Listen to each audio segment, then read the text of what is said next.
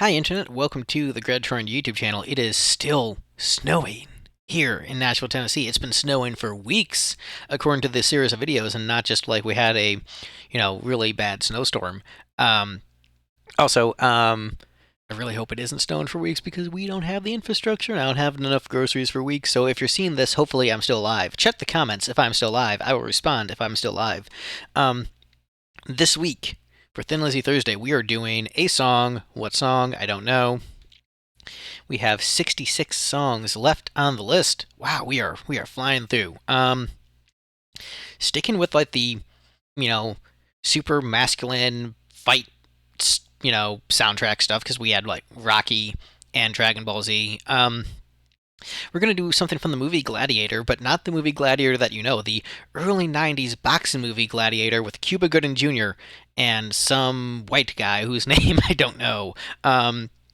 Oh, is that a? That's probably considered a hate speech now with the new Twitter Musk regime controlling our government. Anyway, but yeah, I Will Survive from Gladiator is a really obscure, cheap trick deep cut that's only on that soundtrack.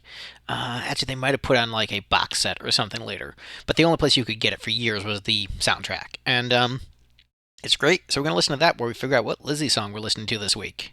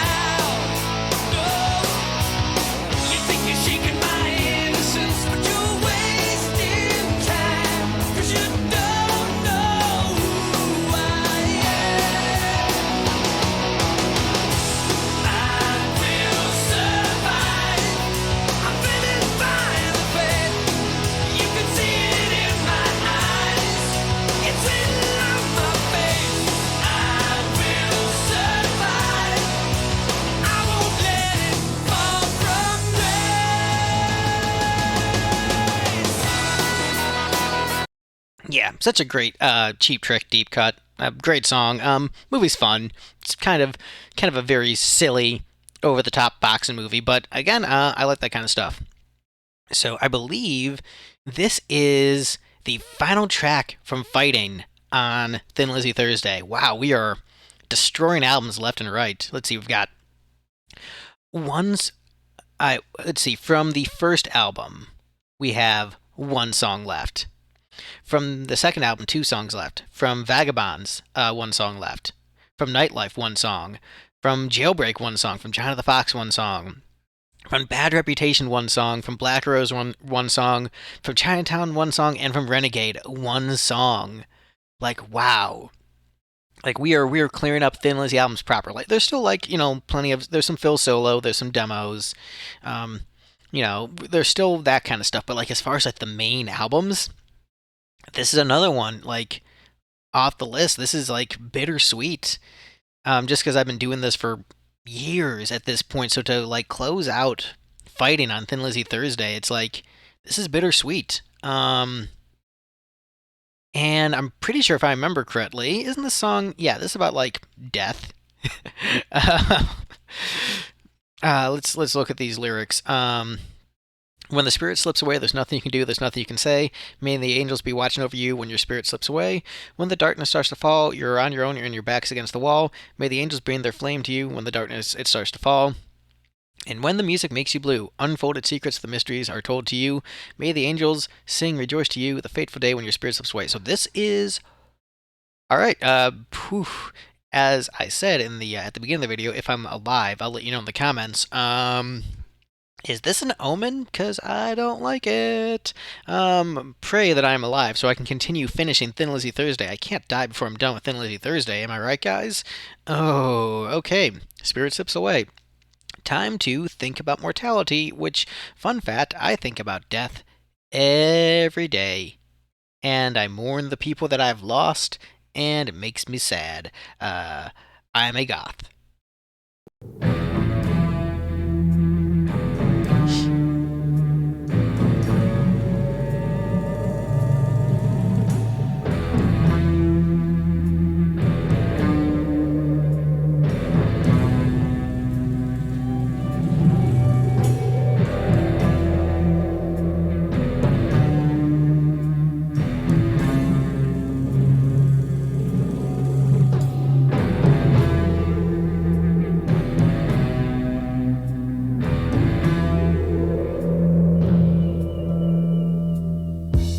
When the spirit slips away,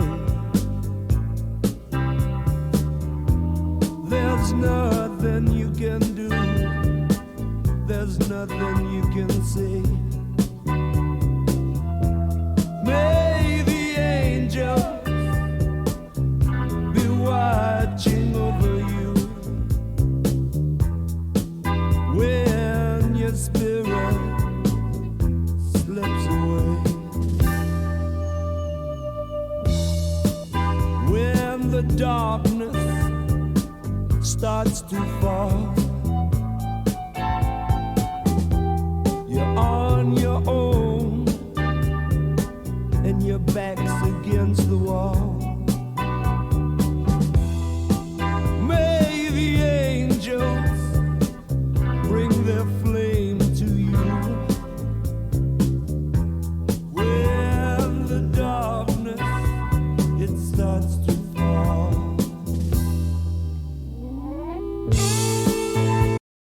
Pause here. This is definitely a song that I definitely have underrated in the past pretty significantly. I think just because like the riff just sounds like the beginner sounds like so like heavy and like plotting, and it doesn't feel like it's the song's going to have a good groove just because the way that riff is at the beginning.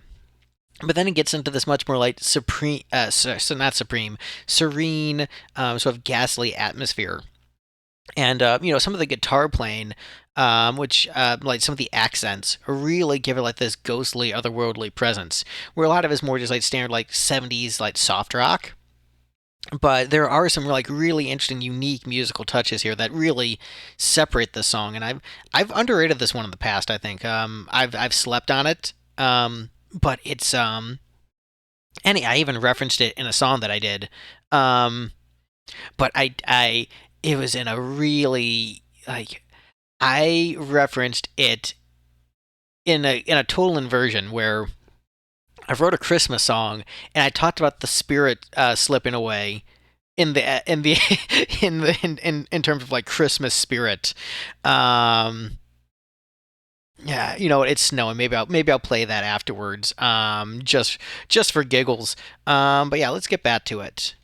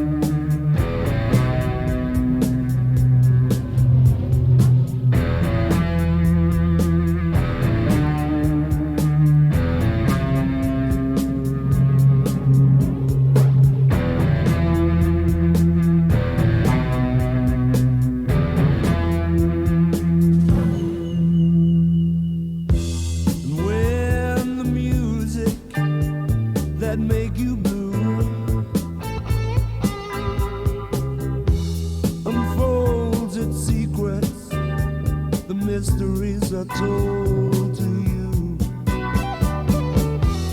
May the angels sing Great vocals right there. That fateful day when your spirit slips away. Yeah, I love that vocal technique where they'll have like the more like passionate vocal buried in the mix behind like a more straightforward vocal. I love when they do that. I love when any artist does that. When done well, and it fits the song. But when it hits, nice.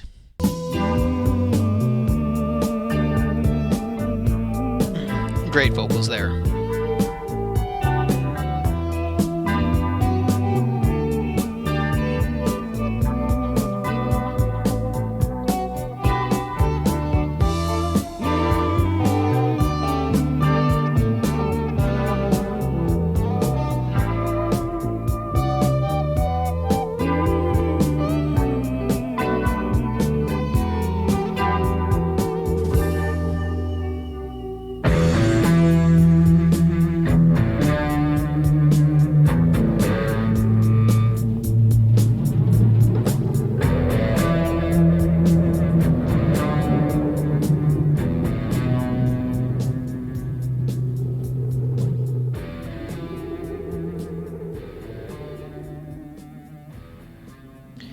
All right.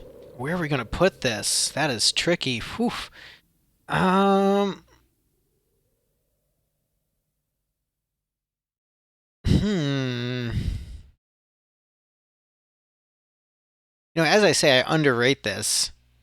I'm comparing this to Baby's Been Messin', like as deep and profound as this song is, and the brilliant lyricism.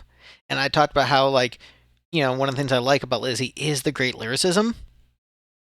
Baby's Been Messin' like kind of smokes more though. So just to keep tradition of my rankings being completely dumb, I'll put it right below Baby's Been Messin' because that is the tradition to have just really, really dumb, incoherent rankings. Okay, and since it's still Christmas because there's snow outside, we will listen to Nashville Saves Christmas from Lipstick, which has the Spirit Slips Away reference. So this was a song. It's story time. This was a song that essentially broke up the band, or at least that lineup of the band. Grab a cough drop, tell a story. So basically, we were doing a charity concert with like 20 bands that we were hosting and running to raise money for a hospice in Nashville that primarily dealt with children.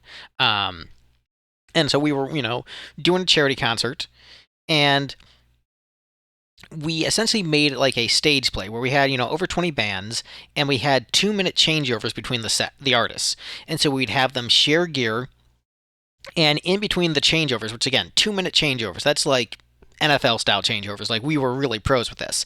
Anyone who's been in a band and you say we're going to change over bands in 2 minutes, you're looking at me like you're nuts. You can't do that. We did it, and we had a sort of like a stage play in between the bands where we had a narrator off stage with a spotlight telling like the story about Christmas, and we'd have like a string section playing underneath him while he told the story. And so I wrote the script, and the script tied together the songs of all the different bands into the story. So it was like this immersive, like Christmas carol kind of story where the narrator told the story about someone who had like lost the faith of Christmas or whatever. I don't have the script anymore, but so I wrote this entire story, connecting all the stuff together. And the big closing song was a song from Lipstick that we recorded and released as a charity single, and got a little bit of local radio play. And it was called Nashville Saves Christmas. And the thing is, I wrote the song by myself, Phil Lynott style. Wrote the music and the lyrics.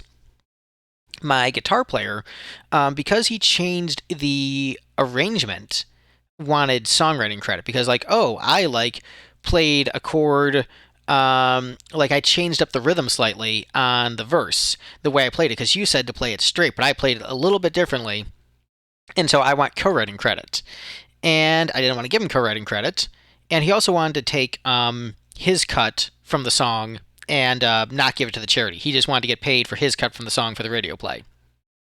So he wanted like he wanted to split the songwriting evenly across the band, give everyone songwriting credit, even though like I came in with a complete demo, played it for them, they learned it, they recorded it, but then after like he recorded his parts, he's like, I want songwriting credit, otherwise I'm gonna threaten legal action. And so I ended up caving because we didn't have time to argue. Um, because the single had to be out in like 2 weeks, so we didn't have time to argue. Gave him songwriting credit. He didn't write any of the song. I wrote it. And on top of that, because we were so rushed, I was really really sick, and I had trouble recording the vocal, and so the vocal performance is like bad even by my standards, but just so we had to get it out. So all that said, that's what the song is. And we'll close out this Thin Lizzy Thursday with that song and see if you can notice any Thin Lizzy influence in the track. Rewind a bit.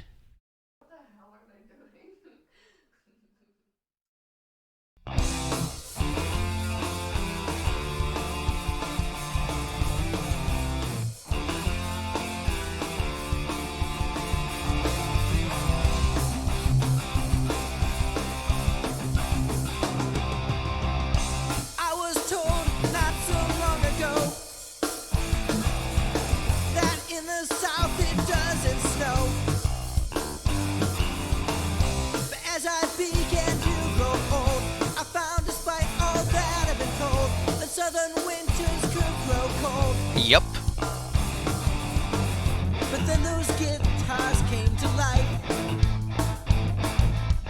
They saved me from my terror and my strife.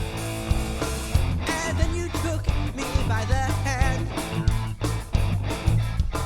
And then I came to understand. By the way, that like little echo part you heard right there, that's where he thought he needed songwriting credit. How Nashville saved Christmas. Nashville saved it for me. How the songs lifted up my soul. And how the music set me free. And when I say that I love you, every word of it is true. And now I find I must confess, despite my pain and my distress, I'm able to find happiness. That felt like a Phil like kind of a stanza right there. Because those guitars came to life. They saved me from my terror and my strife. And then you took me by the hand. And then I came to understand how Nashville saved Christmas. Nashville saved it for me. How the songs lifted up my soul. And how the music set me free.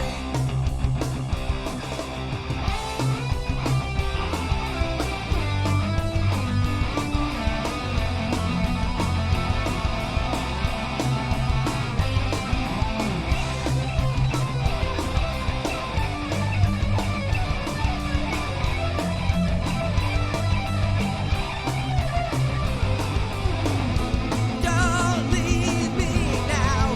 Please tell me how the spirit slips away. You give me love and you give me peace. You take my heart and you set it free. Let's forever stay this way.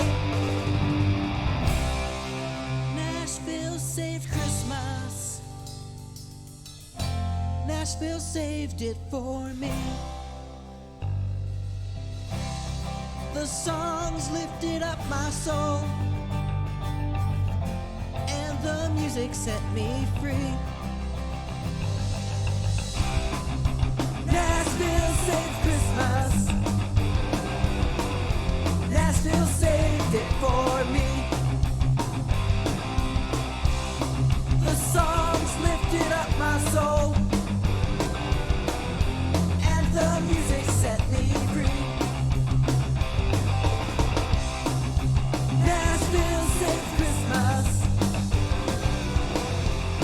Nashville saved it for me. The songs lifted up my soul, and the music set me free.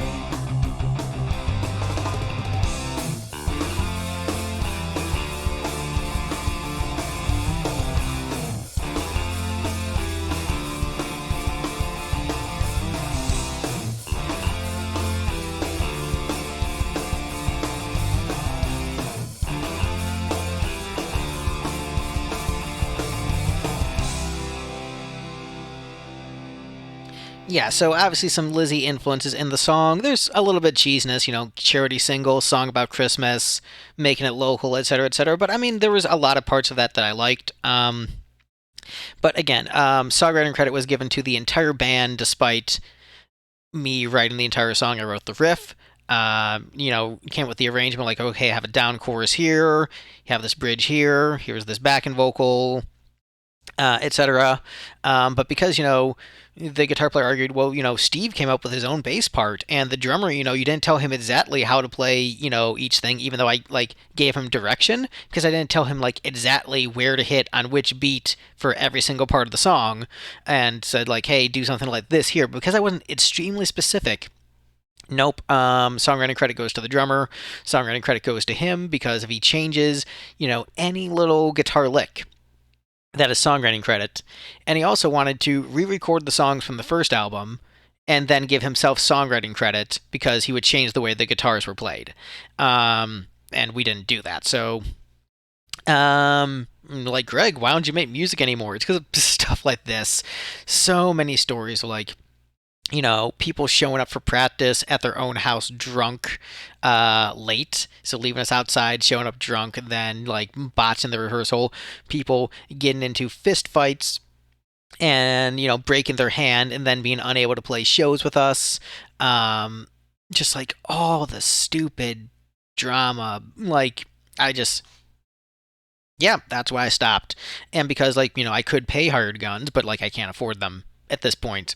So, yeah. What a bitter way to end this reaction. Again, good song. I like it. Wish that it had wish that there was like more maturity on all sides. I probably could have found ways to be like more appeasing to the other band members. Like I tried to find ways to make everybody happy. Didn't really succeed. Maybe I was too bossy. But by that same token, like, you can bend over backwards for someone to try to make them happy, but if like they're gonna be a diva, there's only so much you can do. So, do I take responsibility for my mistakes? Yes, and I definitely made them, and maybe there were, you know, other ways I could have addressed this. Maybe I could have tried to get more of his songs in the set.